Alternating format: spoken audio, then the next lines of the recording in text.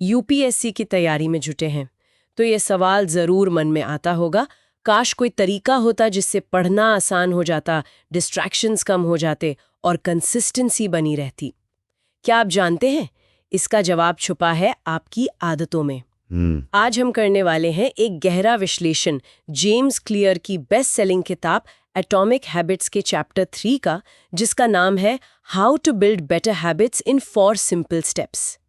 ये सिर्फ एक चैप्टर का विश्लेषण नहीं, ये आपकी तैयारी और शायद आपकी पूरी जिंदगी को देखने का नजरिया बदलने वाला कॉन्वर्सेशन हो सकता है। बिल्कुल। अक्सर हम बड़े लक्ष्यों पर फोकस करते हैं, लेकिन भूल जाते हैं कि उन लक्ष्यों तक पहुंचने का रास्ता छोटी छोटी रोज की आदतें ही बनाती हैं। सही बात है। आज हम समझेंगे कि आदतें आखिर बनती कैसे हैं, हमारा दिमाग क्यों बनाता है आदतें, क्या आदतें हमारी आज़ादी छीन लेती है या उससे बढ़ाती हैं, और सबसे ज़रूरी, वो कौन से 4 कदम हैं जिनसे आदतें बनती हैं, और वो कौन से 4 नियम हैं जिनसे हम अपनी आदतों को बदल सकते हैं। ये जेम्स क्लियर का दिया हुआ एक पावरफुल फ्रेमवर्क है जिसे समझकर यूपीएससी एस्पिरेंट्स अपनी स्टडी हैबिट्स को नेक्स्ट लेवल पे ले जा सकते हैं। तो चलिए शुरू करते हैं इस यात्रा को। कहानी थोड़ी पीछे से शुरू होती है, साल 1898 से। एक मनोवैज्ञानिक थे, एडवर्ड थॉर्नडाइक। एडवर्ड थॉर्नडाइक, हाँ, नाम याद रखिएगा, एडवर्ड थॉर्नडाइक, 1898। वो समझना चाहते थे कि जानवर सीखते कैसे हैं, उनका व्यवहार कैसे बदलता है। हाँ, थॉर्नडाइक ने बिल्लियों के साथ एक बड़ा दिलचस्प प्रयोग किया। उन्होंने बिल्लियों को एक खास तरह के बक्से में बंद कर दिया, जिसे उन्होंने पजल बॉक्स कहा। Puzzle box? अच्छा। इस बॉक्स से बाहर निकलने का एक ही तरीका था, कोई छोटा सा काम करना, जैसे किसी रस्सी को खींचना या किसी लीवर को दबाना या किसी प्लेटफॉर्म पर पैर रखना। एक स्पेसिफिक बॉक्स में एक लीवर दबाने से दरवाजा खुल जाता था और बिल्ली बाहर निकलकर खाना खा सकती थी, जो कि उसका इनाम था। सोचिए, बिल्ली को पहली बार बॉक्स में डाला गया, वो क्या करेगी? जाहिर है परेशान हो जाएगी, बाहर निकलना चाहेगी, बेचैन हो जाती थी एकदम। तो उसने वही किया, कोनों में सूंघना, छेदों से पंजे बाहर निकालने की कोशिश करना, दीवारों को खरोचना, पूरी तरह से ट्रायल एंड एरर चल रहा था। और फिर कुछ मिनटों की ऐसी ही बेचैन कोशिशों के बाद अचानक गलती से ही सही उसका पंजा उस लीवर पर पड़ गया, और जैसी लीवर दबा, खटाक, दरवाजा खुल गया, बिल्ली आजाद और उसे मिला खाना। यहीं से थॉर्नडाइक की असली स्टडी शुरू हुई। अच्छा, यहाँ से उन्होंने हर बिल्ली के साथ इस प्रक्रिया को कई बार दोहराया, जिसे ट्रायल्स कहते हैं, और हर बार लगने वाले समय को नोट किया। शुरू में बिल्ली रैंडम हरकतें कर रही थी, उसे पता नहीं था कि लीवर दबाने से दरवाजा खुलेगा। लेकिन जैसे ही पहली बार लीवर दबा और दरवाजा खुला, मतलब एक्शन से रिवॉर्ड मिला, बिल्ली के दिमाग में सीखने की प्रक्रिया शुरू हो गई। एग्जैक्टली। वो धीरे धीरे लीवर दबाने, एक्शन, और बाहर निकलकर खाना पाने, रिवॉर्ड, के बीच का कनेक्शन समझने लगी। अगली बार जब उसे बॉक्स में डाला गया, उसने शायद फिर कुछ रैंडम हरकतें की, लेकिन लिवर थोड़ा जल्दी दबा दिया। बिल्कुल। थॉर्नडाइक ने जो आंकड़े नोट किए वो कमाल के थे। एक बिल्ली नंबर 12 का उदाहरण किताब में दिया है। उसे पहली बार बॉक्स से निकलने में 160 सेकंड लगे। 160 सेकंड? काफी ज्यादा। हाँ। फिर 30 सेकंड, फिर 90, फिर 60, और धीरे धीरे समय कम होता गया। लगभग 20-30 ट्रायल्स के बाद बिल्ली को बॉक्स में डालते ही वो सीधे जाकर लिवर दबाती और कुछ ही सेकंड्स में बाहर। अरे वाह! देखिए आंकड़े, 160, 30, 90, 60, 15, 28, 20, 30, 22, 11, 15, 20, 12, 10, 14, 10, 8, 8, 5, 10, 8, 6, 6, 7 सेकंड। सोचिए जरा, 160 सेकंड से सिर्फ 7 सेकंड। अविश्वसनीय। पहले 3 ट्रायल्स का औसत समय लगभग 1.5 मिनट था और आखिरी 3 ट्रायल्स का औसत सिर्फ 6.3 सेकंड। अभ्यास के साथ बिल्ली की फालतू हरकतें, मतलब एरर्स, कम होती गई और सही एक्शन यानी लीवर दबाना तेज और ज्यादा ऑटोमेटिक होता गया। हाँ, वो सीधे समाधान पर पहुंचने लगी। बिल्कुल। यहीं से थॉर्नडाइक ने सीखने का एक फंडामेंटल नियम दिया, जिसे लॉ ऑफ इफेक्ट भी कहते हैं। उन्होंने कहा, जिन व्यवहारों के बाद संतोषजनक परिणाम, सैटिस्फाइंग कॉन्सिक्वेंसेस, मिलते हैं, उन्हें दोहराया जाता है। और जिनसे असंतोषजनक परिणाम, अनप्लेजेंट कॉन्सिक्वेंसेस, मिलते हैं, उनके दोहराए जाने की संभावना कम होती है। मैं दोहराता हूं, सैटिस्फाइंग कॉन्सिक्वेंसेस वाले काम हम बार बार करते हैं, अनप्लेजेंट कॉन्सिक्वेंसेस वाले कामों से बचते हैं। अच्छा, ये सिद्धांत ही हमारी आदतों की नींव है। तो ये थॉर्नडाइक का प्रयोग हमें आदतों की दुनिया में ले जाता है, पर सवाल यह है कि दिमाग ये आदतें बनाता ही क्यों है? क्या जरूरत है? और आदत आखिर है क्या? चलिए तो ये आदत को परिभाषित करते हैं। जेम्स क्लियर लिखते हैं, a habit is a behaviour that has been repeated enough times to become automatic. Okay. यानी आदत एक ऐसा व्यवहार है जिसे इतनी बार दोहराया गया है कि वो स्वचालित हो गया है, बिना सोचे समझे होने लगा है। ऑटोमेटिक। हाँ। और ये बनने की प्रक्रिया थॉर्नडाइक की बिल्ली की तरह ही शुरू होती है, ट्रायल एंड एरर से। मतलब जब भी हम किसी नई सिचुएशन में होते हैं, हमारा दिमाग पूछता है यहाँ क्या करना चाहिए। पहली बार में हमें पता नहीं होता। जैसे पहली बार यूपीएससी का सिलेबस देखा, समझ नहीं आया कहाँ से शुरू करें। हाँ बिल्कुल। हम अलग अलग तरीके आजमाते हैं, नोट्स बनाते हैं, लेक्चर देखते हैं, टेस्ट देते हैं, बिल्ली की तरह ही एक्सप्लोर कर रहे होते हैं। और इस एक्सप्लोरेशन के दौरान हमारे दिमाग में बहुत ज्यादा न्यूरोलॉजिकल एक्टिविटी होती है।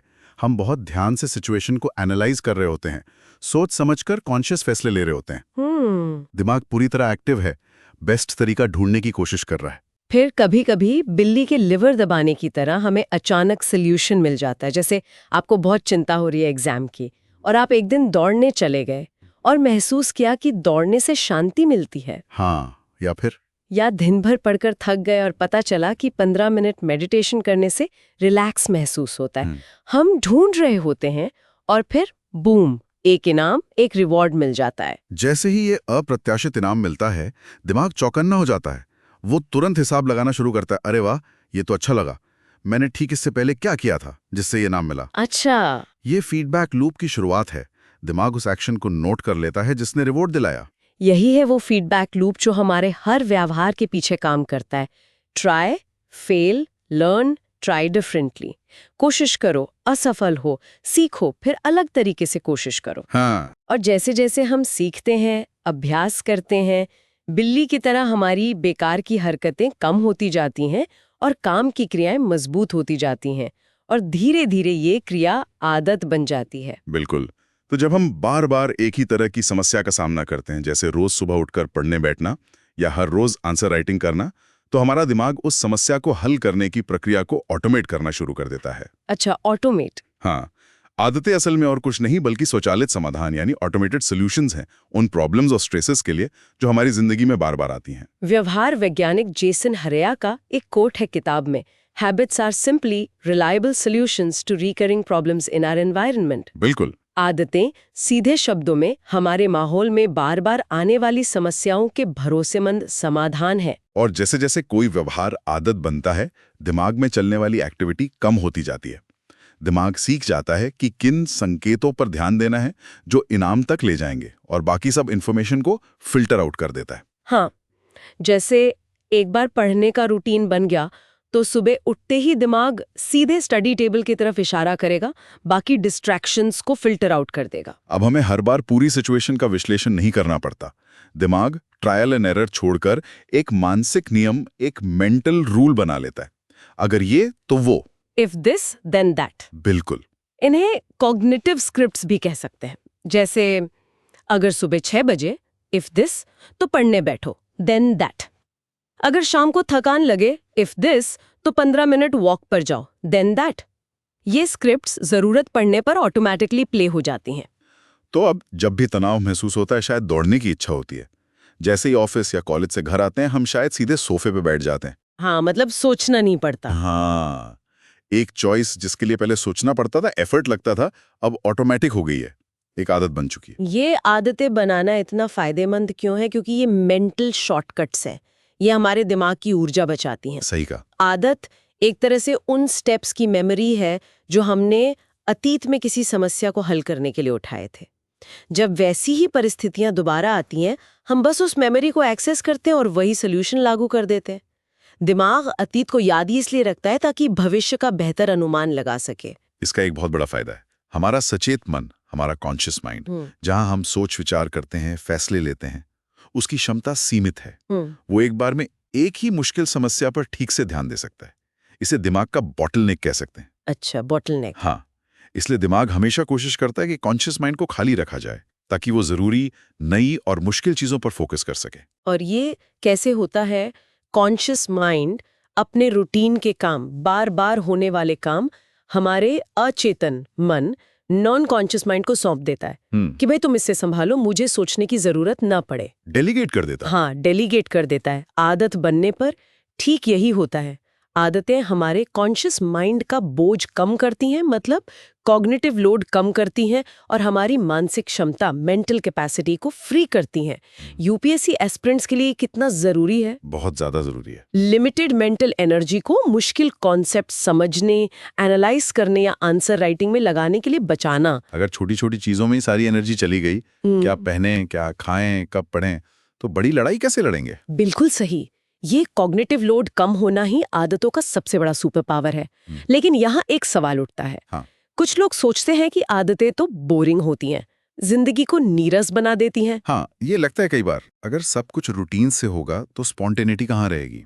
क्या आदतें हमारी आजादी छीन लेती हैं? हाँ, ये एक आम गलतफहमी है। लोगों को लगता है कि डिसिप्लिन और फ्रीडम एक दूसरे के दुश्मन है। या तो आप डिसिप्लिन्ड हो सकते हैं, आदतों में बंधे हुए, या फिर आप फ्री हो सकते हैं, स्पॉन्टेनियस। किताब कहती है ये एक झूठा द्वंद्व है, एक फॉल्स डाइकोटमी है। हकीकत इसके बिल्कुल उलट है। आदतें आजादी को कम नहीं करती, वो आजादी पैदा करती हैं। Habits do not restrict freedom, they create it. They create freedom? अच्छा। असल में जिन लोगों की आदतें सही नहीं होती, जो अपनी बेसिक चीजों को मैनेज नहीं कर पाते, वो अक्सर सबसे कम आजाद होते हैं। सोच कर देखिए, अगर आपकी फाइनेंशियल हैबिट्स अच्छी नहीं है, आप हमेशा पैसों की तंगी में रहेंगे, अपनी मर्जी से कुछ करने की आजादी कम होगी। बिल्कुल। अगर आपकी हेल्थ हैबिट्स अच्छी नहीं है, आप हमेशा थका हुआ महसूस करेंगे, ऊर्जा की कमी रहेगी, कुछ नया करने का मन नहीं करेगा। और अगर आपकी लर्निंग हैबिट्स, जैसे कि यूपीएससी एस्पिरेंट्स के लिए कंसिस्टेंट स्टडी हैबिट्स अच्छी नहीं है, तो आप हमेशा सिलेबस के बोझ तले दबे रहेंगे, हमेशा पीछे महसूस करेंगे। आजादी कहाँ है इसमें? सही बात है। अगर आपको हर रोज सोचना पड़े आज कब पढ़ूं, कहाँ बैठकर पढ़ूं, रिवीजन कैसे करूं, नोट्स कहाँ रखें, तो इन छोटे छोटे फैसलों में ही आपकी कितनी मानसिक ऊर्जा खर्च हो जाएगी।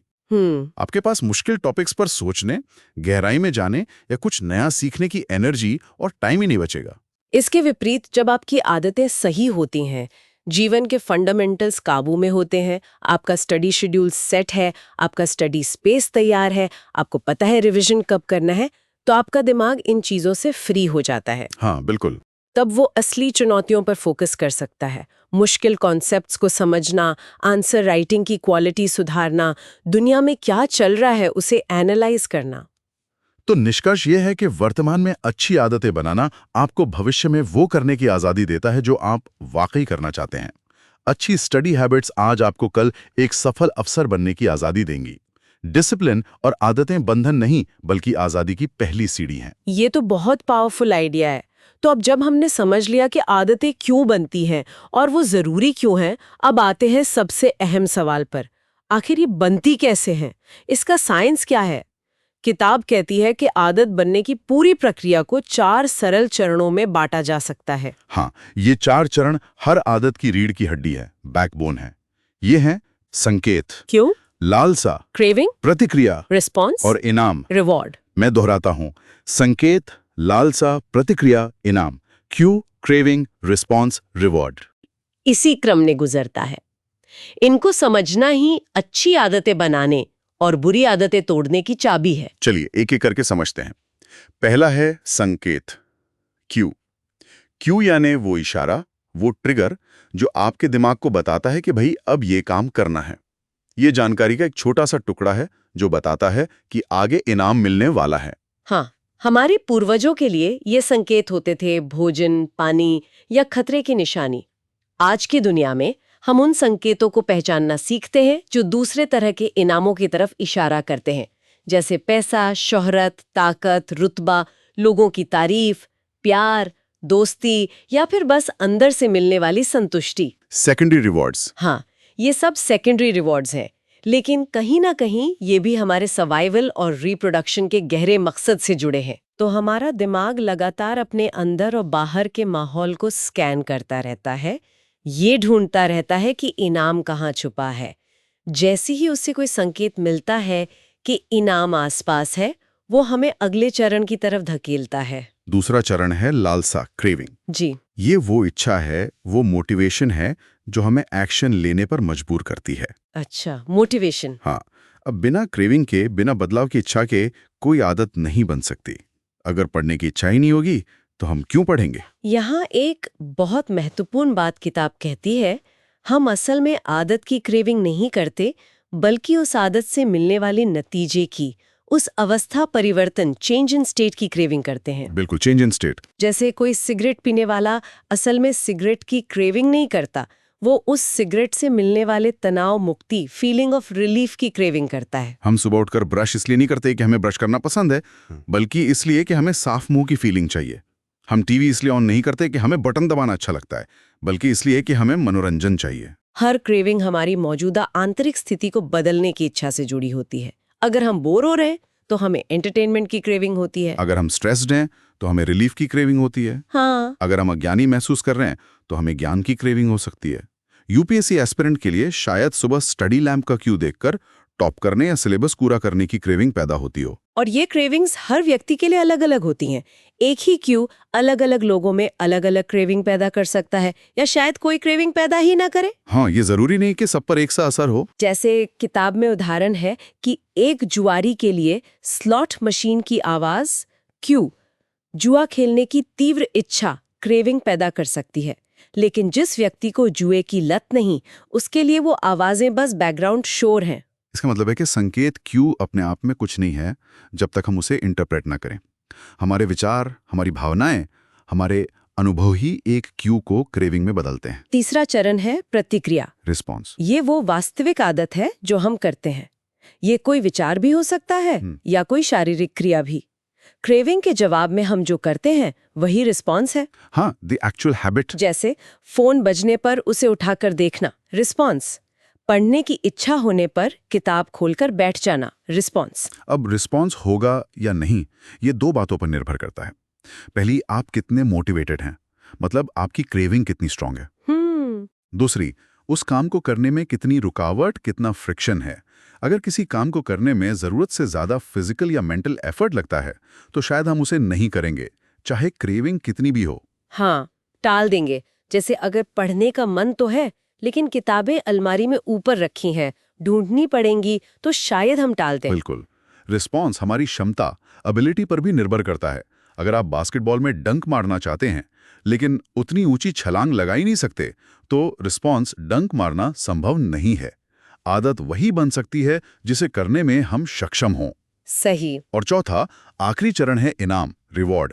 रिवॉर्ड हर आदत का अंतिम लक्ष्य है, एंड गोल है। And goal. क्यू इनाम को नोटिस करने के बारे में है, क्रेविंग इनाम को चाहने के बारे में है, रिस्पॉन्स इनाम को हासिल करने के बारे में है। इनाम का पीछा हम क्यों करते हैं? किताब कहती है इसके दो मुख्य कारण हैं। पहला, इनाम हमें संतुष्ट करते हैं, सेटिस्फाई करते हैं, हमारी क्रेविंग को शांत करते हैं। हाँ, खाना खाने से भूख मिटती है, प्रमोशन मिलने से पैसा और सम्मान मिलता है, एक्सरसाइज करने से सेहत अच्छी होती है। इनाम हमें मोमेंटरी कंटेंटमेंट देते हैं, लालसा से राहत देते हैं। और दूसरा, इनाम हमें सिखाते हैं, टीच करते हैं। वो हमारे दिमाग को बताते हैं कि कौन सा एक्शन भविष्य में याद रखने लायक है। हमारा दिमाग एक रिवॉर्ड डिटेक्टर की तरह काम करता है। Reward detector? अच्छा। वो लगातार देखता रहता है कि किस काम से खुशी मिली, किस काम से इच्छा पूरी हुई। खुशी और निराशा की भावनाएं एक फीडबैक मैकेनिज्म का हिस्सा हैं, जो दिमाग को बताता है कि क्या करना फायदेमंद है और क्या नहीं। रिवॉर्ड इस फीडबैक लूप को पूरा करते हैं और आदत के चक्र को मजबूत करते हैं, लूप को क्लोज करते हैं। हाँ, अगर किसी रिस्पॉन्स से रिवॉर्ड मिला तो दिमाग उस क्यू और रिस्पॉन्स के कनेक्शन को और पक्का कर लेता है। तो ये है वो 4 चरण, क्यू, क्रेविंग, रिस्पॉन्स, रिवॉर्ड।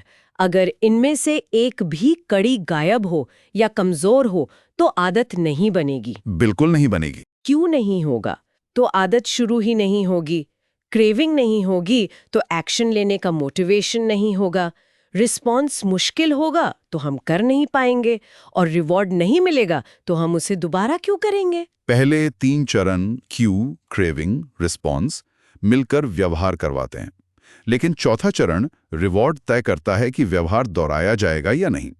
बिना चारों चरणों के कोई व्यवहार आदत नहीं बन सकता। तो संक्षेप में, संकेत क्यू एक लालसा को ट्रिगर करता है, जो एक प्रतिक्रिया रिस्पॉन्स को प्रेरित करती है, जो एक इनाम रिवॉर्ड देती है, और वो इनाम उस लालसा को शांत करता है और दिमाग में उस संकेत के साथ जुड़ जाता है। बिल्कुल। ये चारों चरण मिलकर एक न्यूरोलॉजिकल फीडबैक लूप बनाते हैं। Q, craving, response, reward. फिर से क्यू, क्रेविंग, रिस्पॉन्स, रिवॉर्ड। ये लूप चलता रहता है। हाँ, ये लूप लगातार चलता रहता है और धीरे धीरे व्यवहार को ऑटोमेटिक बनाता जाता है। इसी चक्र को हैबिट लूप कहते हैं। ये कोई ऐसी प्रक्रिया नहीं है जो कभी कभी होती है। ये लूप हमारे जीवन के हर पल अभी भी चल रहा है। हमारा दिमाग लगातार माहौल को स्कैन कर रहा है, प्रिडिक्ट कर रहा है, ट्राई कर रहा है और सीख रहा है। और ये सब इतनी तेजी से होता है कि हमें पता भी नहीं चलता। इन चारों चरणों को हम दो हिस्सों में भी देख सकते हैं। पहला है समस्या चरण, प्रॉब्लम फेज, और दूसरा है समाधान चरण, सॉल्यूशन फेज। अच्छा, प्रॉब्लम और सॉल्यूशन फेज। हाँ, प्रॉब्लम फेज में आते हैं क्यू और क्रेविंग। ये वो हिस्सा है जब हमें पता चलता है कि कुछ बदलने की जरूरत है, कोई समस्या है, जैसे बोरियत, तनाव या ज्ञान की कमी। सॉल्यूशन फेज में आते हैं रिस्पॉन्स और रिवॉर्ड। ये वो हिस्सा है जब हम एक्शन लेते हैं और अपनी समस्या का समाधान पाते हैं, अपनी क्रेविंग को शांत करते हैं। तो problem phase is equal to cue plus craving, solution phase is equal to response plus reward. हर व्यवहार, हर आदत किसी न किसी समस्या को हल करने के लिए ही होती है। हाँ बिल्कुल। या तो हमें कुछ अच्छा चाहिए जैसे ज्ञान, मनोरंजन, आराम, या हमें किसी बुरी चीज से छुटकारा चाहिए जैसे तनाव, बोरियत, दर्द। सही। किताब में इसके बहुत अच्छे उदाहरण दिए गए हैं जिनसे ये लूप और साफ हो जाता है। हाँ, बताएं। जैसे आपका फोन बजता है या नोटिफिकेशन आता है, ये हुआ क्यू। आपको इच्छा होती है कि देखें किसका मैसेज है, ये है क्रेविंग। आप फोन उठाकर मैसेज पढ़ते हैं, ये है रिस्पॉन्स। आपकी जानने की इच्छा पूरी हो जाती है, ये मिला रिवॉर्ड। ठीक है। नतीजा, अब दिमाग फोन बजने, क्यू को फोन उठाने, रिस्पॉन्स से जोड़ देता है। अगली बार ये और ऑटोमेटिक हो जाएगा। अच्छा, और कोई उदाहरण? हाँ, मान लीजिए आप ईमेल का जवाब लिख रहे हैं और थोड़ा तनाव महसूस करते हैं। क्यू, आपको उस तनाव से राहत पाने की इच्छा होती है।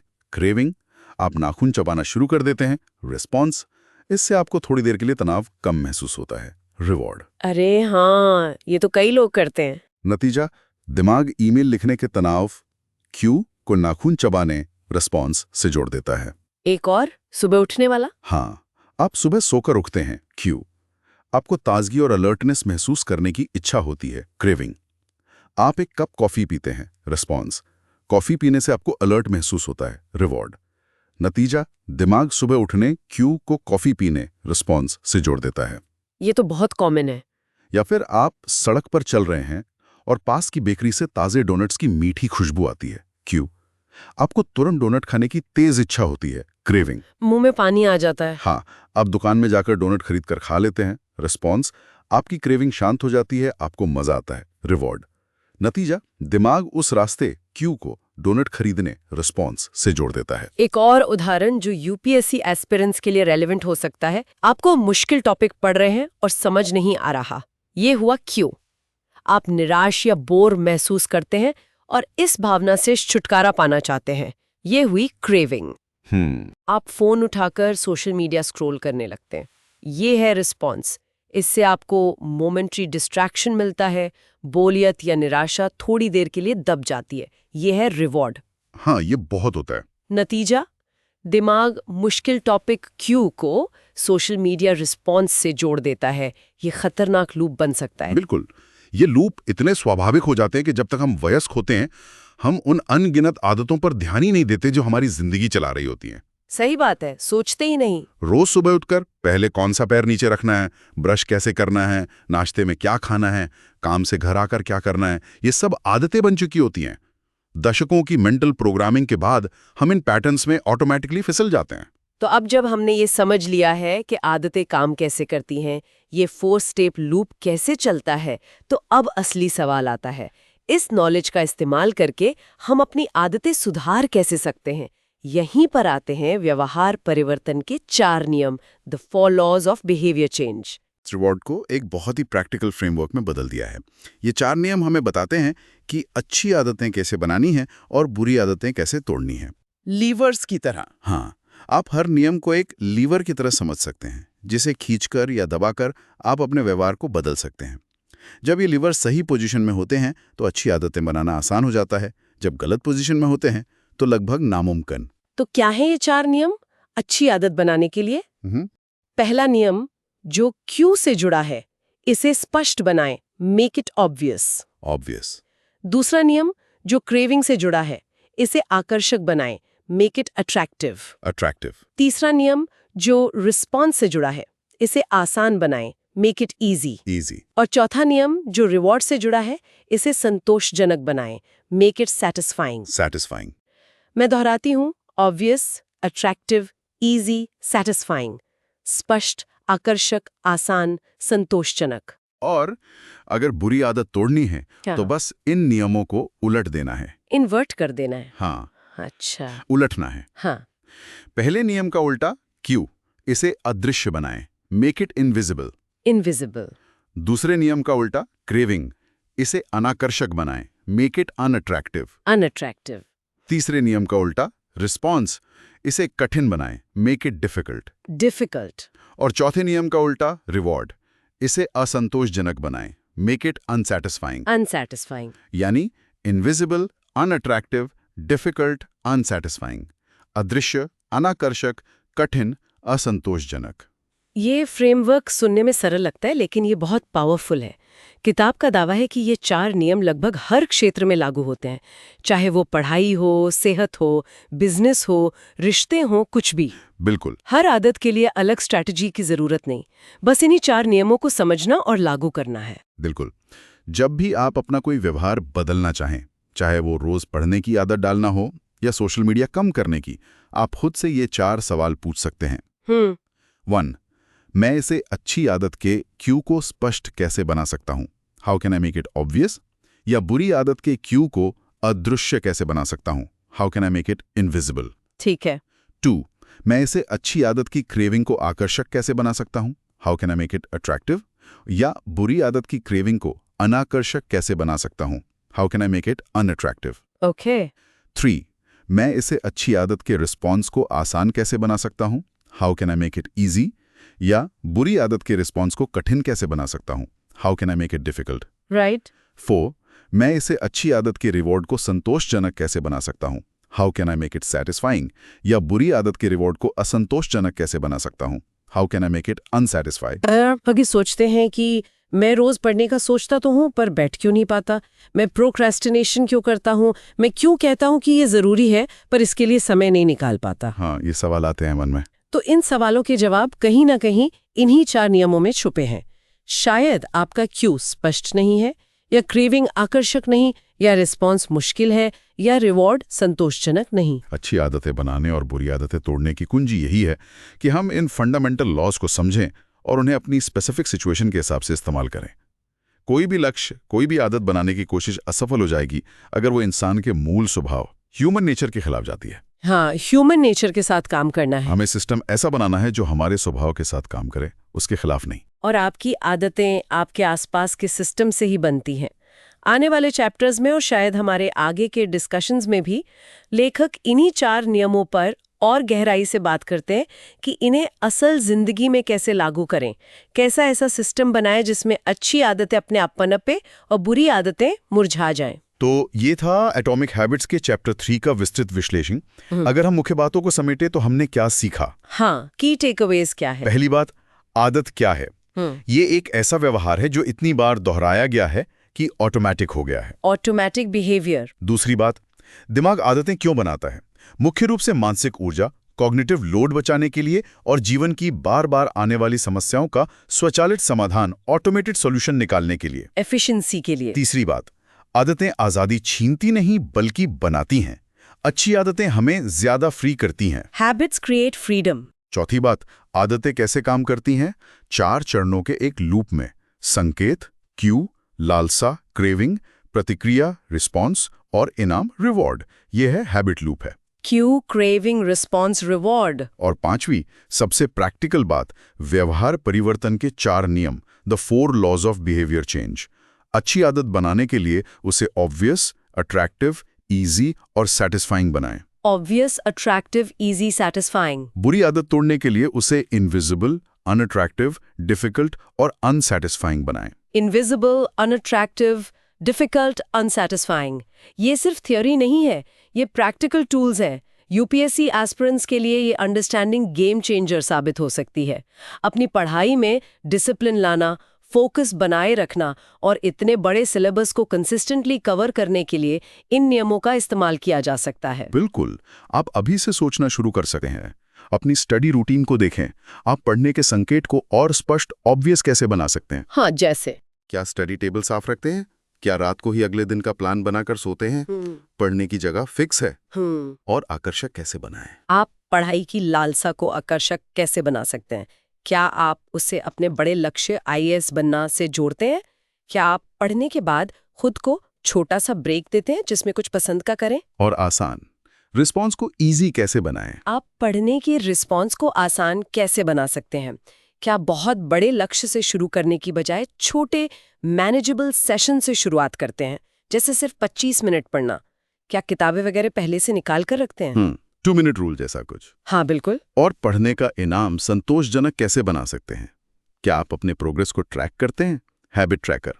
हर छोटा चैप्टर पूरा होने पर खुद को शाबाशी देते हैं। ये तो अच्छी आदत के लिए हो गया, बुरी आदतों के लिए भी सोचें। डिस्ट्रैक्शन जैसे फोन के क्यू को अदृश्य, इनविजिबल कैसे बनाएं?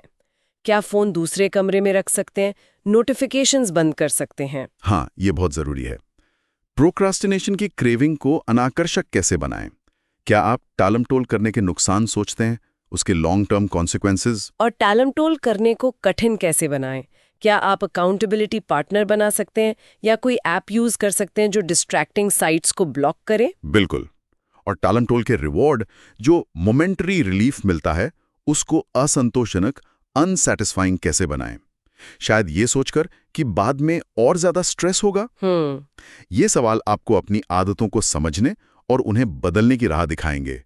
इस चर्चा को अगर जरूरत लगे तो दोबारा सुनिए, इसमें बहुत गहराई है। हाँ, इसमें लेयर्स हैं काफी। ये सिर्फ यूपीएससी क्लियर करने के लिए नहीं, बल्कि एक बेहतर, ज्यादा प्रोडक्टिव और ज्यादा नियंत्रित जीवन जीने के लिए भी बहुत महत्वपूर्ण है। तो ये थी हमारी आज की गहरी चर्चा एटॉमिक हैबिट्स के चैप्टर 3 पर। उम्मीद है आपको इससे बहुत कुछ सीखने को मिला होगा। अगर आपको ये विश्लेषण पसंद आया है तो इसे लाइक जरूर करें, अपने साथी एस्पिरेंट्स के साथ शेयर करें जिन्हें इसकी जरूरत हो सकती है।